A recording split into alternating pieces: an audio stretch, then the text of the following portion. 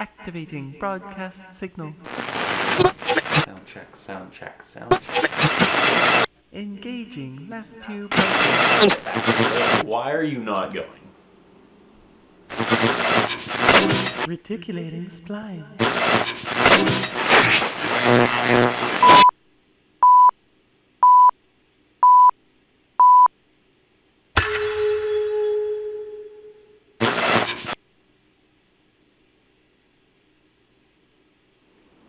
So, who the fox is this strange person, you might be thinking?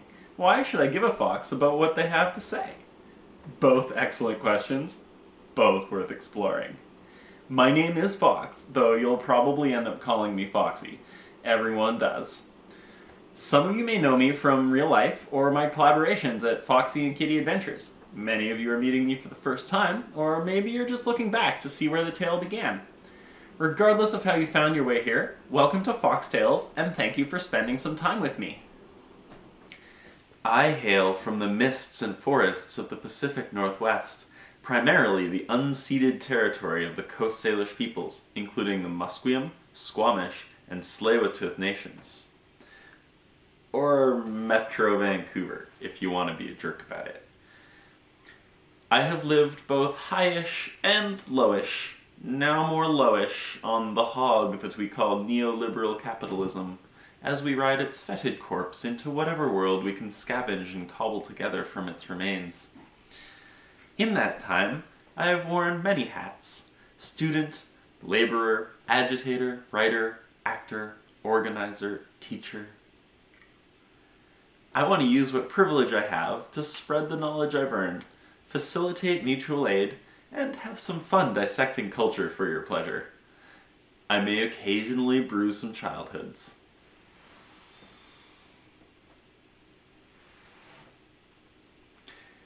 For those of you who absolutely need an appeal to ethos, I have pieces of paper from well-regarded post-secondary institutions insisting that I am, in fact, educated. I'm officially trained as a historian, but my particular interest is in stories, narratives, myths. Who tells them, and who is allowed to tell them? What's behind the tales we absorb? What's the relationship between the individual, myth, and reality? To begin that exploration, we're going to look at a thinker who I have found to be quite influential, and deconstruct the foundational myths of Western culture. How fun!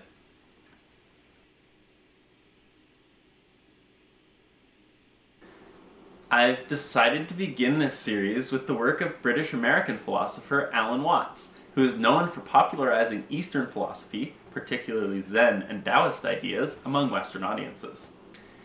He was a prolific author and produced a long-running radio show on a volunteer station in San Francisco, freely providing his knowledge to the public. Watts was a contemporary of thinkers like Carl Jung and Joseph Campbell, and was in correspondence with both at various points in his life. He has recently returned to popularity somewhat, with samples from his lectures finding their way into dance music, and a digital recreation of his personality being featured as a character in the 2013 Spike Jonze film, Her. Watts discusses the idea that Western history has been dominated by certain cultural myths that have led to a crisis of alienation in the human experience.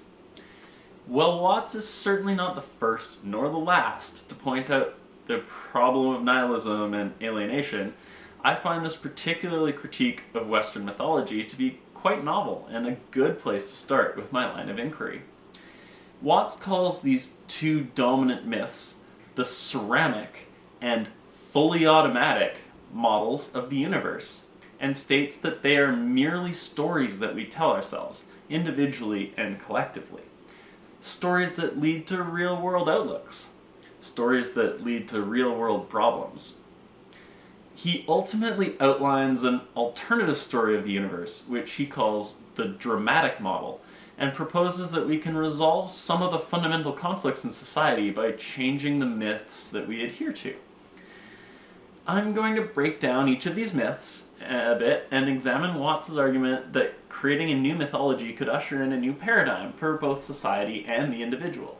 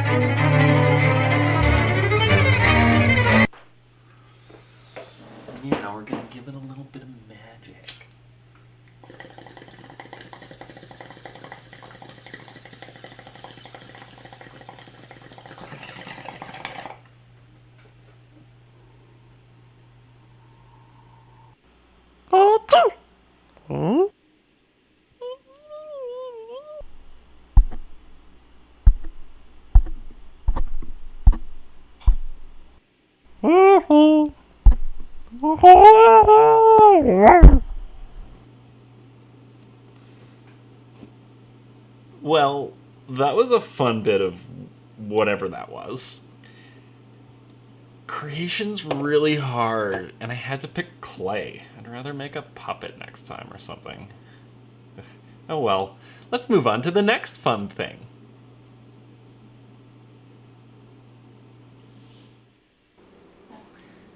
The Genesis myth, where Jehovah creates Adam out of the dust of the earth and breathes life into him, forms the foundation of the Western worldview. Yes, even for atheists, I'll get to that later.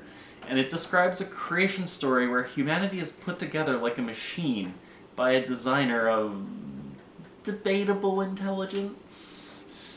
Watts calls this the ceramic model of the universe and says, "In this way, we inherit a conception of ourselves as being artifacts, as being made, and it is perfectly natural in our culture for a child to ask its mother, 'How was I made?' or 'Who made me?'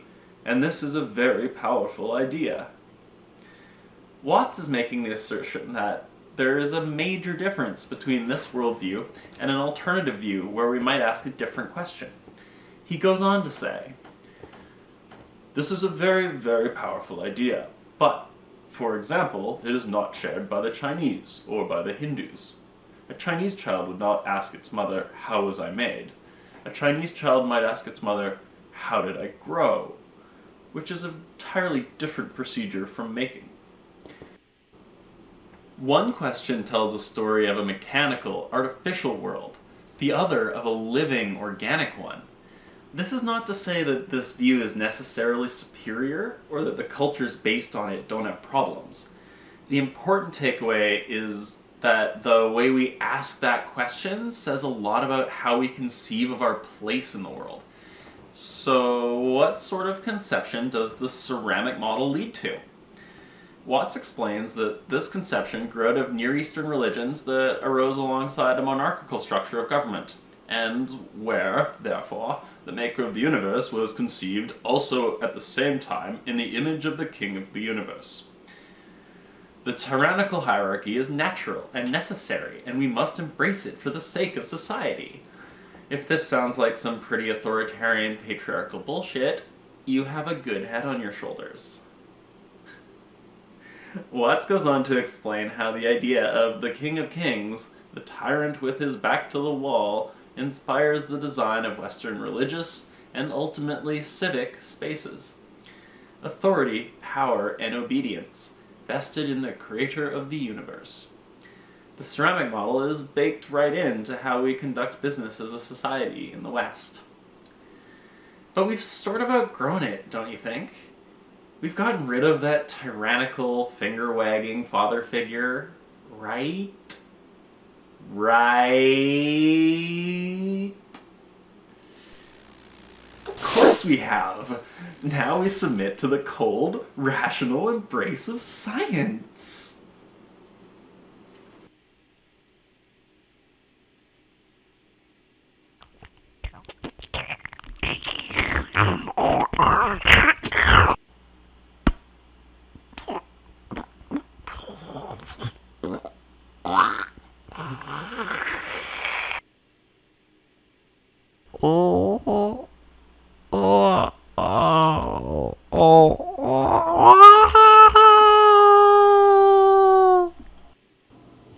Well, that was neat.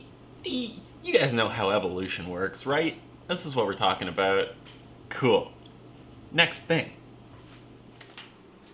Well, with the onset of the Age of Reason, people figured out they didn't really need God anymore to explain how the world works.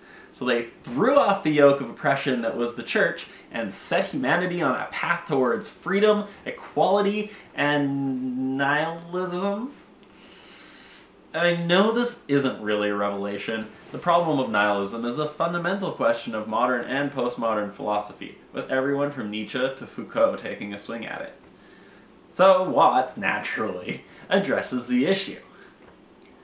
What they did was get rid of the lawmaker and kept the law.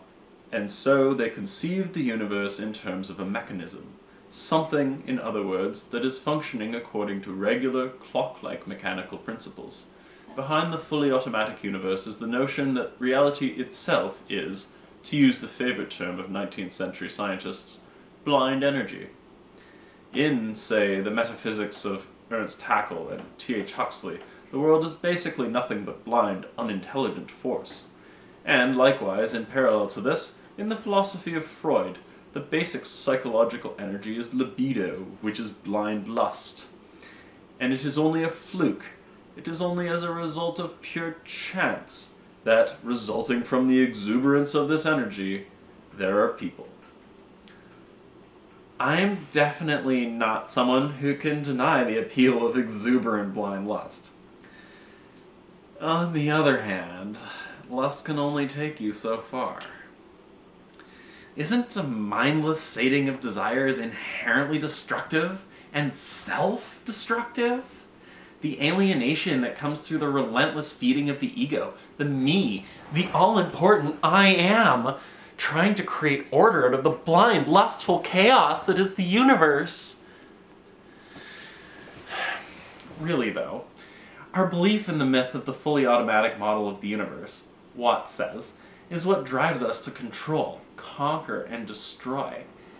This is, more or less, the myth of scientific atheism as well, which is pretty problematic in my view, as scientific atheism is the darling of our current age. Not only does it leave people of faith out in the cold, philosophically, it creates a mythic vacuum for others to fill. Put a pin in that problem, I'll get back to it later. I also think that this perception of ourselves as mechanical automatons is why most of our modern science fiction is so bleakly dystopian. As society seems to crumble around us, we rage against nature and each other, competing for what appear to be scarce resources, diverted from solidarity by constant spectacle. Like me. This is Watts' criticism when he states that we get a culture based on the idea of the war between man and nature, and so we talk about the conquest of space, the conquest of Everest, and the great symbols of our culture are the rocket and the bulldozer.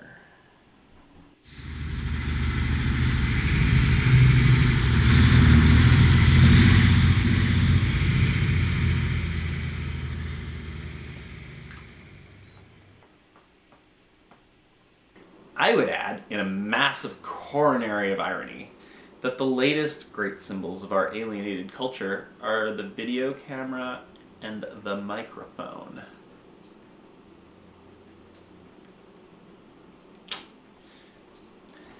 Watts goes on to make the argument, however, that the development of this culture, the mess we've got ourselves in, is merely a product of our myth, and not necessarily a result of the functioning of the universe.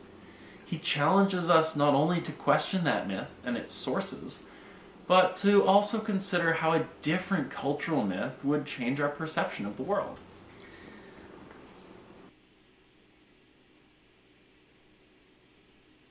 Right, so you're probably expecting some more clay magic, but turns out claymation is really hard, and I had written a really nice third piece to go with the rest of it, but I also like the fact that I have a life and I want to produce content, not sit here and push clay around for 2 more weeks.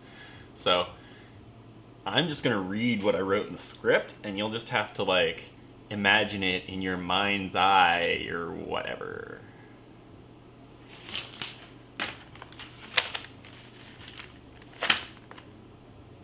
Okay, the dramatic model. Interior, claymation set, day. Well, it's not day, that's wrong. A flat layer of green over a layer of blue. There are small bushes with blue berries. A bulge appears in the green, and it bursts. A blue ball comes out that becomes the center of a flower. So, we're already getting into, more animation than I want to do. A larger bulge appears. It bursts into a blue ball that become the eyes of a monster. It blinks. A second large bulge appears and repeats the process. The monsters see each other, scream, and hide behind the bushes. They peek out at each other and hide once more. First one monster, then the next. Again, faster. Then one monster has the courage to step out. The other steps out. The flower watches them walk towards each other. They stand face to face. One blinks. The other blinks. They smile and embrace. That would take me for freaking ever, but I hope you enjoyed it, and now we're going to do the dramatic model of the universe. He asks us to consider the universe as an organism, a complete living system, of which consciousness is a feature. He explicitly states that his metaphysics are that there is a central self, or consciousness, that is engaged in a great cosmic drama. It's playing all the parts of all beings whatsoever, everywhere and anywhere, and it's playing the game of hide-and-seek with itself. It gets lost, it gets involved in the farthest out adventures, but in the end, always wakes up and comes back to itself. For the more rational viewers, I offer you this quote from Watt's contemporary and super science daddy, Carl Sagan. The cosmos is also within us. We're made of stars. We are a way for the cosmos to know itself. He is, of course, referring to the human ability to use the scientific method to observe and describe the universe. But these philosophies aren't only in the same ballpark, they're turning double plays. On the ground is short, maybe a double play to flip to second. Wow, was that smooth? Watts draws quite heavily from Hinduism and Buddhism in forming this particular worldview, but doesn't really claim that this is strictly an objective truth. Instead, Watts presents his ideas as a sort of thought experiment. I'm not trying to sell you on this idea in the sense of converting you to it. I want you to play with it. I want you to think of its possibilities. I'm not trying to prove it, I'm just putting it forward as a possibility of life to think about. By asking us to merely consider another myth as possible, Watts is trying to point out that accepting a new myth can cause a paradigm shift in the relationship between the individual and reality. If the myth is accepted by enough people, it may even shift society. He proposes the dramatic model as a more satisfying version than the ceramic or fully automatic versions. It's a better game, as it were, to tell a story that you're part of the ongoing expansion of consciousness in the universe than it is to tell yourself that you're an unimportant biological machine running until it breaks down. If one chooses to tell this story, Watts argues, it resolves the shame and alienation inherent in the previous systems, and aids one in living joyously. The collective benefits to such a realization are to include greater compassion, a desire to live in harmony with nature, and an end to the constant competitive striving of the Western human.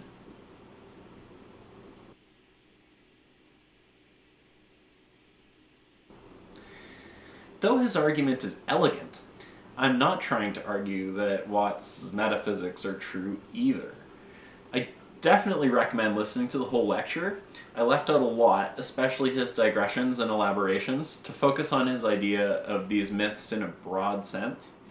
I also have some significant issues with a few places his line of reasoning leads him. He gets pretty close at one point to what might be seen as victim blaming, or at least a grounds from which a metaphysical argument for victim blaming might be made. He talks a lot about binaries and polarities at one point, which is pretty much run-of-the-mill Taoist philosophy, which might be fine for magnets, but is less fine when talking about living things. I also think he sort of misses the mark when it comes to suggesting that we only have this one big myth to sort out. It may be the product of 58 years of hindsight, but I feel that in a time of customized reality where belief becomes a la carte and people follow the religion of me, we have a whole bundle of different myths to untangle. What I really want you to take away from this essay are Watts' description of the West's collective myths, the ceramic and fully automatic models, and a potential for a new myth, the dramatic model, and the idea that the myths we tell about the world inform how we interact with it. By changing the myths we live by, we change ourselves and the world we live in. Not only that, we all have the power to start this work and move it forward. And now for the overtly political part! Not only do I believe this work is possible, I believe it is necessary and urgent. I, like many other political observers on all parts of the spectrum, believe we're coming to a critical time in history where neoliberal capitalism is in crisis and the world teeters between a global fascist movement made up of billionaires, corporations, and racist ultranationalists, and a movement of those who suffer the most under capitalist modes of production. As Angie from Angie Speaks has pointed out, the left needs to combat the alt-right on the psycho-spiritual level, and that includes in the realm of myth-making. The amount of wealth and influence required to dominate cultural myths in the current market means that liberal and conservative forces have dominated the creation and distribution of popular Western mythology to disastrous results. Leftists, especially online, have been fairly successful in producing content debunking and contextualizing many myths on right-leaning ideologies, but the left has been, now and in the past, spectacularly unable to provide an attractive, immediate mythos to counter the grandeur and heroism of liberal democracy and ultranationalism. To generations of youth primed by the ideology of individualism, the "be a hero of your people" propaganda of fascism is a seductive lure. A big part of resisting these forces is the creation and support of an appealing, exciting series of myths about the collective world we seek to build that can draw attention away from this propaganda. We need to start crafting stories for alienated people to look at and say, yes, this is a realistic way out. We need to start sharing them online, in our homes, and in our communities. These sorts of movements are appearing in art and culture, popping up online, and slowly making their way into the world. The sci-fi subgenres of solarpunk and ecopunk specifically seek to plant the seeds of a better world in the collective imagination. Leftist sci-fi author Kim Stanley Robinson's 2312 is basically a celebration of the triumph of fully automated luxury gay space communism. But we need smaller, local stories the most. We need to start making these dreams and stories a reality, one house at a time, one block at a time, one city at a time. And we can do it. If we don't, well, you know where that ends up. Hi! I hope you enjoyed today's episode of FoxxTales, and if you did, it would be super awesome if you could engage in some mutual aid and hit the like button, and maybe subscribe and ring that bell if you're feeling foxy. If what I have to say sparked any thoughts for you, please feel free to share them in the comments. Finally, for those of you who have the privilege to enjoy distributing aid in both social and hard currency, I have links to Patreon and Ko-fi in the description. Until next time, this is Foxy, signing off.